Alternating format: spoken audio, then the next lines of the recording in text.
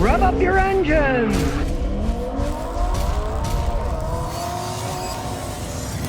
Here we got a brand new 2025 Nissan Rouge. It's a rental car, so the owner doesn't care what I say about it. He said he'd never buy one. You're gonna find out what you get if you buy one. This is Nissan's biggest seller.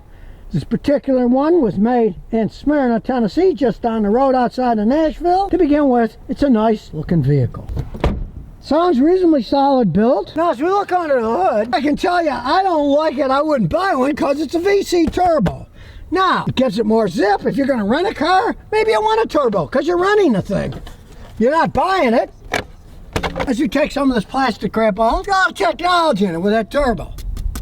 Stuff that over time is going to wear out faster. Okay, it's a little bitty 1.5 liter engine. It does get good gas mileage. He just said he only used a gallon of gas to get here. This thing gets 37 miles a gallon on the highway. So, good gas mileage, but personally, I'd be worried that you have a 1.5 liter turbocharged engine. Vehicle this size, you can see it's a pretty big vehicle. It's got a lot of room, but it's a tiny engine in a big vehicle. But as I said, if you're running it, do you really care? You want to have a little zip and you want to get good gas mileage. So what if the engine wears out later? It's not your car. You don't own it. Now, this does have a CVT transmission. That's how it gets better gas mileage. But realize, this is a 1.5 liter 3-cylinder engine. Not even 4, 3. These things are probably going to wear out. Now, as for the CVT transmission itself, the first Rouges had horrible CVTs that blew up all the time. As far as I've seen, the last generation that they're making now, third generation, the CVTs have held up much better than the early ones.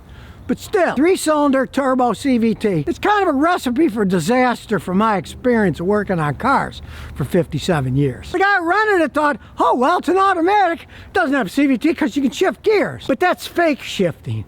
You can change the ratio, but there's no gears to actually shift. Look inside, he's shorter than me. Hey, look, it's got electric seats at least, and my butt's getting warm, so it's got heated seats too. You can put it in manual mode.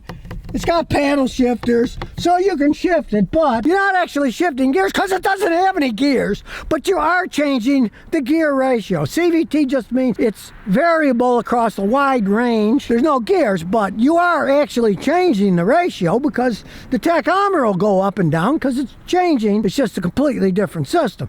And as such, this system that's shiftable, it's much better than the early garbage that Nissan put in these things when they first came out. Now, who knows? This is the 2025. Maybe 3, 4, 5 years from now, they'll all fall apart. I don't know. But so far, they're holding up better than the earlier CVTs did. Now, like I said, this is their big seller. Okay, the start button was hidden behind the sparkling ice. Kind of a crazy place to put it. We'll get rid of the wind noise, roll the windows up, and we'll turn the heat off. We don't need heat anymore. It does have the electric parking brakes. Kind of annoying shifter. You gotta really feel around. There we go. That's in drive. We'll put it back in park. You can see just driving around, 38.3. Pretty good for just driving around. That's not highway, that's city driving. You see VC turbo. Now, to me, that's something I'd never want to have. The turbo's bad enough, extra pressure wears things out, but the VC stands for variable compression. Nissan's one of the few companies in the world that makes these crazy engines. There's 3 cylinders in this case, but pistons can go up various distances. Super high for high compression, lower for lower compression. It is all controlled by the computer, having the piston connected to piston rods that are cantilevered. So they have various places they can move in, which means this thing is so complex. And when they do break, and they do break, nobody knows how to rebuild these things. Compare this to, say, a RAV4 or a Camry hybrid. They have a regular Atkinson cycle engine with regular pistons and piston rods. They're not variable compression. They get better gas mileage than this thing gets. I've seen them get 51 miles a gallon.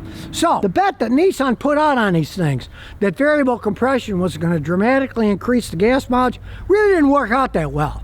Over their conventional engine, there was like a 3-4% better gas mileage, which is practically nothing. It's a level of technology that hardly anybody else is using, but Nissan made it, so now they're putting it in a 3-cylinder engine, and to me, that's a recipe for disaster in the future, because believe you me, Nobody knows how to rebuild these things when they do break down. Of course, there's an insane level of computer technology that runs it. When is it high compression? When is it low compression? So, let's take it for a spin and see how it actually operates. Not the greatest, as you can see. I'd like it a little brighter myself. It is sunny today, so it's not like there's no light out. Hey, for a 3-cylinder engine, though, it idles pretty good. It's pretty quiet, I gotta say. It's well put together. See how it handles. It's got decent handling for an SUV. More like car handling. It's not too top heavy. Braking system works fine. It's a new car. I mean, it should. It's only got 2,087 miles on it. It's a rental car. Got a turn signal you can actually hear. We'll go slow to give these people some room. And we're looking behind. There's nobody behind us, so we can stop up ahead, see how it takes off. I mean, it is a 3-cylinder engine, but it does have variable compression and a turbocharger. So we'll come to a stop. And here we go.